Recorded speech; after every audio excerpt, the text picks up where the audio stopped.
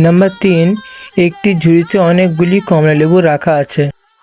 এই এক ঝুড়ি কমলালেবু থেকে লক্ষ্যহীনভাবে মোট 40টি কমলালেবু নিয়ে তাদের ওজন গ্রামে নিচে লিখলাম। মানে এখানে বলতে চাচ্ছে যে একটি ঝুড়িতে অনেকগুলি কমলালেবু রাখা আছে। এবার ওই অনেকগুলি কমলালেবু থেকে মোট 40টি কমলালেবু বার করে নেওয়া হয়েছে। এবার 40টি কমলালেবু বিভিন্ন রকম গ্রামে আছে, যেমন একটি আছে 45 গ্রাম, আরেকটি আছে 60 গ্রাম, আরেকটি আছে 35 গ্রাম, আরেকটি আছে 50 গ্রাম, আরেকটি আছে 30 গ্রাম, আরেকটি আছে 40 গ্রাম।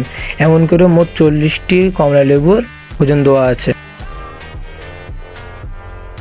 প্রথমে লিখতে হবে শ্রেণী, তারপর লিখতে হবে টেলিমার্ক, তারপর লিখতে হবে পরিসংখ্যা।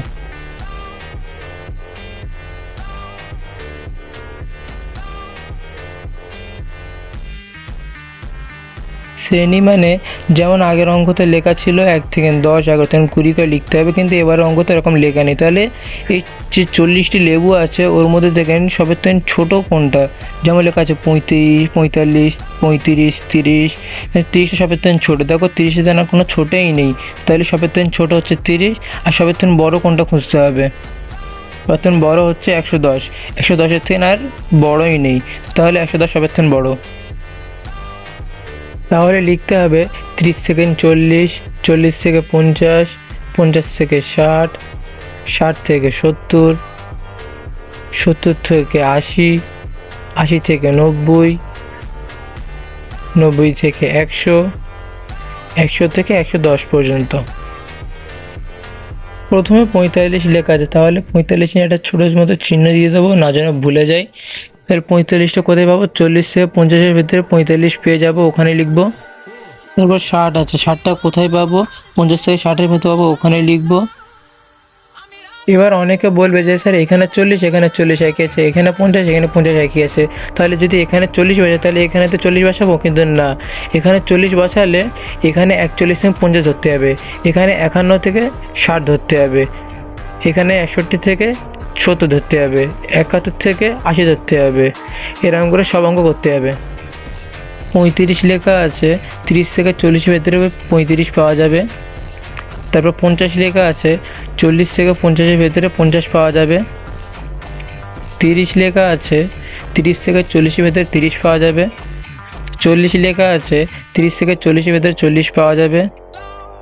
55 লেখা আছে, 50 থেকে 60-এর ভেতরে 55 পাওয়া যাবে। তাই 100 লেখা আছে, 90 থেকে 100-এর ভেতরে 100 পাওয়া যাবে। 70 লেখা আছে, 60 থেকে 70-এর ভেতরে 70 পাওয়া যাবে। 65 লেখা আছে,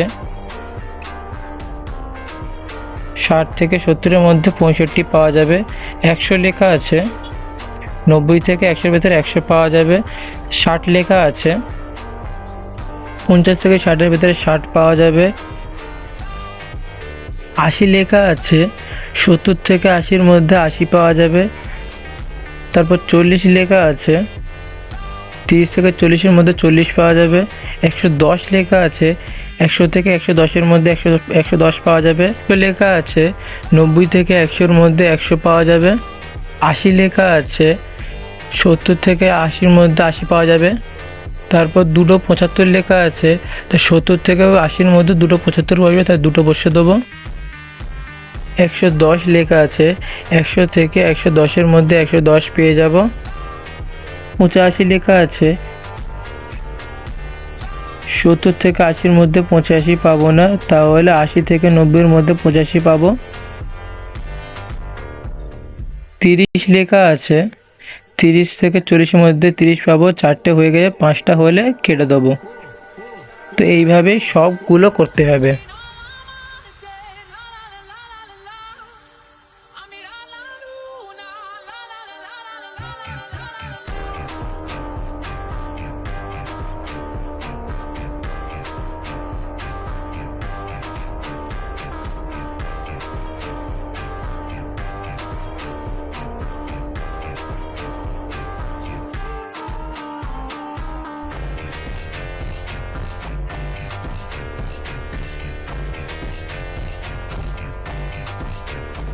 এবার এগুলোকে যোগ করতে হবে, 5 একে 5, 6, 7, পরিসংখ্যাতে 7 লিখবো। চারটে 4 লিখব, এখানেও চারটে 4 লিখব, তারপরে 5 6 6 লিখব, তারপরে 5 6 7 7 লিখব, তারপরে 5 6 6 লিখব, তো এখানেও চারটে লিখব, এখানে 2 আছে 2 লিখব। এবারে এগুলোকে যোগ করে দেখতে হবে 40 হচ্ছে কিনা। 7 + 4 11, 11 + 4 15, 15 + 6 21, 21 + 7 28, 28 + 6 34, 34 + 4 38, 38 + 2 40। তাহলে অঙ্ক ঠিক আছে, কিন্তু এত পর্যন্ত অঙ্ক শেষ নয়। এবার আমি উপরের তথ্যের একটি পরিসংখ্যা বিভাজন ছক করে নিয়েছি এবং একটি ক্ষুদ্রতর সূচক ক্রমযৌগিক পরিসংখ্যা বিভাজন ছক তৈরি করি, এ বোঝাতে হবে। প্রথমে লিখব ক্ষুদ্রতর সূচক, তারপরে লিখব পরিসংখ্যা।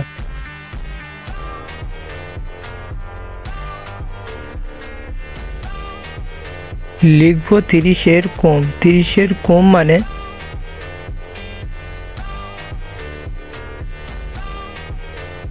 আমি এখানে 30 গ্রামের থেকে কম কমলা লেবু আর নেই, তাহলে লিখব 0।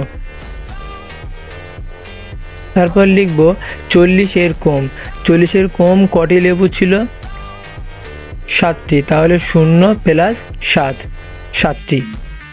তারপর লিখব 50-এর কম। 50 গ্রামের কম কটি লেবু ছিল? 7টি + 4টি, তাহলে হবে মোট 11টি। তাহলে 60-এর কম। 60-এর কম কটি লেবু ছিল? 11টি + 4টি, তাহলে 15টি। তারপর লিখব 70-এর কম কটি লেবু ছিল? 15টি + 6টি, তাহলে হবে 21টি। 80-এর কম মোট কটি লেবু ছিল? 21 + 7টি, তাহলে মোট 28টি।